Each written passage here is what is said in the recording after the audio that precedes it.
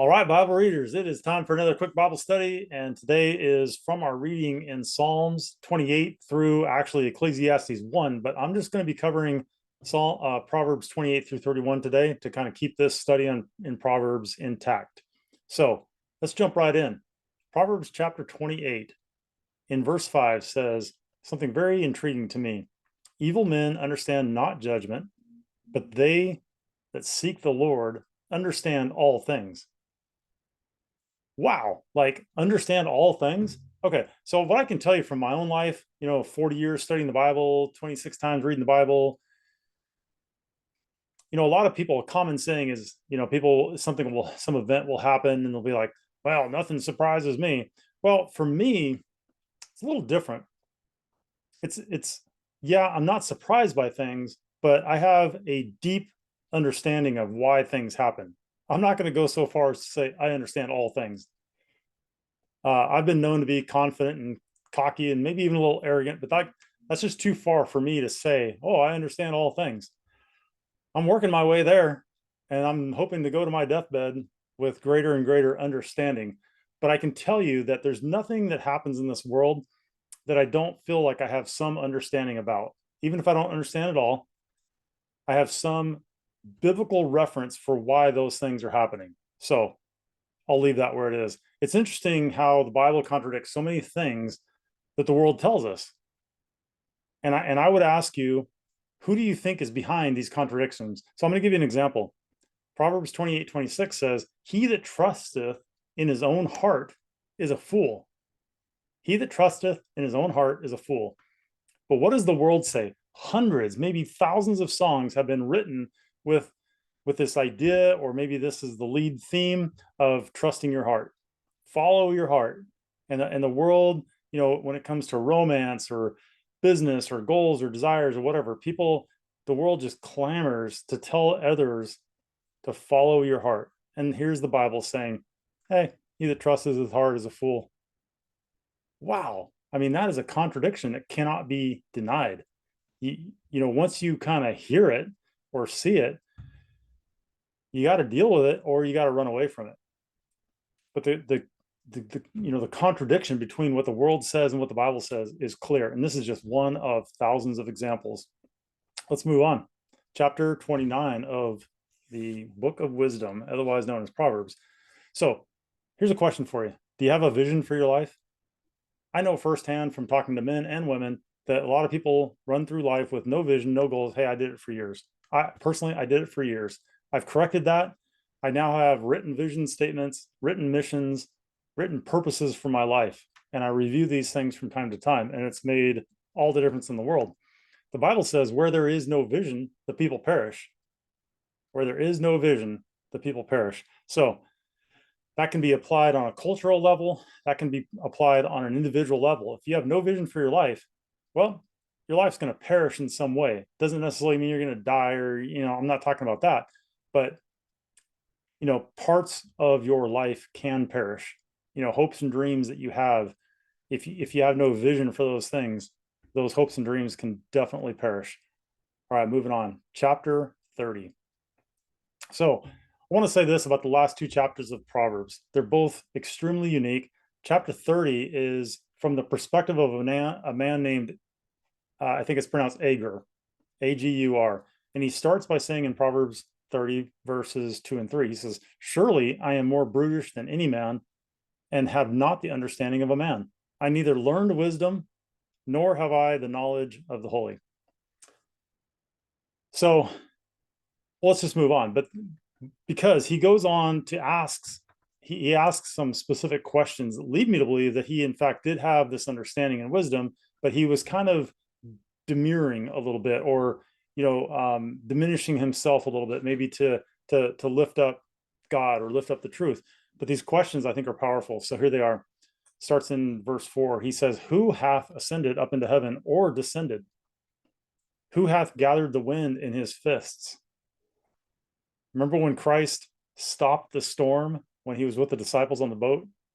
In fact, Christ was sleeping and the disciples were like, oh, we're going to die. And the boat was taking on water. And Jesus, basically just speaks to the storm and the storm goes away. Who hath bound the waters in a garment? Who hath established all the ends of the earth? So obviously, Agur, these are like rhetorical questions. He's not asking because he doesn't know. He's asking to establish something with the reader. So who hath established all the ends of the earth? Well, obviously it's God. What is his name? And what is his son's name? If thou canst tell. So think about, how did Agur know that God had a son? Obviously he was well read in the available, or well versed, or some, he sat under teachers or whatever it was. There's a lot of debate about Agur and who he was, and what he actually knew or didn't know. But these questions are insightful. And the fact that he knew that whoever it was that established all the ends of the earth also had a son. Okay, so it's pretty clear Agur knew some things. All right, moving on to the next two of the most unique chapters in the book of Proverbs. Chapter 31. A lot of people in religious circles lift this up as the standard for women today, and that couldn't be more wrong. First of all, this book wasn't written to you, it was written for your learning. And if you don't know what I'm talking about, or you totally say you're an idiot for saying that, I understand. I have a complete study on dispensations that will explain why I just said that. But the book of Proverbs is not written to you. It's not written for you to take doctrine from. It's for you can learn some things. All right, let's move on. All right, so Proverbs 31 is unique because it specifically focuses on the qualities of a godly woman during this time. And there's still some things I think that apply today. I'm going to go through those here in a minute. So, although these are the words of King Lemuel, which some people suggest it was actually Solomon, and that Lemuel was a name that his mother called him when he was young, kind of like we all have pet names for our children, or nicknames or things like that, something maybe about their character. But Lemuel and Solomon, those names both mean very similar things. They're actually kind of crossovers as far as their meaning. I'm not going to go into that meaning, but anyway, whoever this man actually was, doesn't really matter. The bottom line is the Bible says in the first verse of chapter 31 that he learned these things from his mother. It says the words of King Lemuel, the prophecy that his mother taught him. Okay, so everything we're going to read in this chapter are things that Lemuel was taught by his mother. And I'm going to say that this chapter starts with the best relationship advice you're ever going to hear. And it's Proverbs 31:3. It says, give not thy strength unto a woman. Okay, now maybe I should have said, this is the best relationship advice that a man will ever hear. But nonetheless, I think there's much to learn here by both sexes. So I'm going to say, yeah, a good woman has her own strength. A weak woman will steal the strength of a man and basically suck the life out of him. But the same is true for men. Men need to have their own strength. The advice here is don't give that strength. In other words, it assumes that the man has strength. Okay, so I'm looking at you, man. Do you have your own strength? Do you have a vision for your life? Do you have a purpose for your life? Or are you clinging on to a woman to try to help, give you something that you're missing? I'm going to challenge you. If you're listening to this as a man and you don't have anything written down about what your life is about, or no vision or purpose or goals or that kind of thing, you are weak. And you are a prime suspect to be taken advantage of by another weak woman. And there are lots of weak people running around today that don't know who they are. They don't have any goals. They're just kind of living day to day. Hey, if that's what you want, go for it. I think life like that sucks. So just to kind of continue on my thought toward men here, I think the problem in today's world is that there are so many weak, really effeminate men and weak women that, and they're connecting with the opposite sex, looking to see what can be taken instead of what they can bring. Have you ever, well, I don't know, maybe I shouldn't go into this. I'm not trying to be a relationship advisor here, but just be mindful that the Bible assumes as a man that you have strength. And if you do, don't just give it away to a woman. Find a woman that has her own strength. Okay. So here's kind of the pivotal question in relation to the fact that this chapter focuses on women. It's in verse 10. It says, who can find a virtuous woman? And then it goes on to say, for her price is far above rubies. Okay, rubies are a precious stone.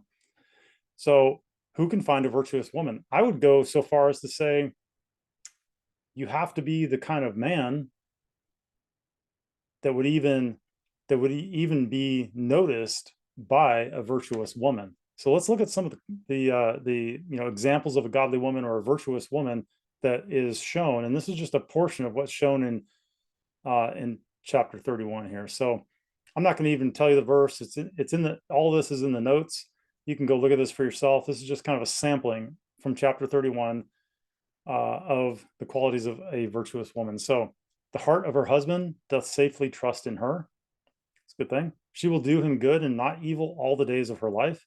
She considereth a field and buyeth it. With the fruit of her hands she planteth a vineyard. So this suggests a woman that has some business sense, okay, and is just not completely naive to the things of the world. She perceiveth that her merchandise is good. Her candle goeth not out by night. So merchandise would suggest that she's producing something. She's not just taking from everywhere. She's actually producing something, and it's good. She stretcheth out her hand to the poor. Yea, she reacheth forth her hands to the needy. So it's a woman that has these giving qualities, this compassion towards people that are struggling. She maketh herself coverings of tapestry. Her clothing is silk and purple. Okay, this is, whenever you see purple in the Bible, it's always a kind of a nod to royalty. Purple was a very expensive color to get into fabric back in those days. It required a specific flower, and it required a bunch of them. And so anyway, it was costly to create purple. And that's why royalty often wore that, blue or purple, but they both came from the same source. It was just kind of how the concentration or whatnot. So anyway, her husband is known in the gates when he sitteth among the elders of the land. So in other words, the woman actually lifts up the reputation of the man, or doesn't bring it down, or whatever the case may be. She maketh fine linen and selleth it, and delivereth girdles unto the merchant. So again, some business sense, the producing of something that's good. Again, she's not just sucking everything out of life or the world. She's actually bringing something to the table. She openeth her mouth with wisdom, and in her tongue is the law of kindness.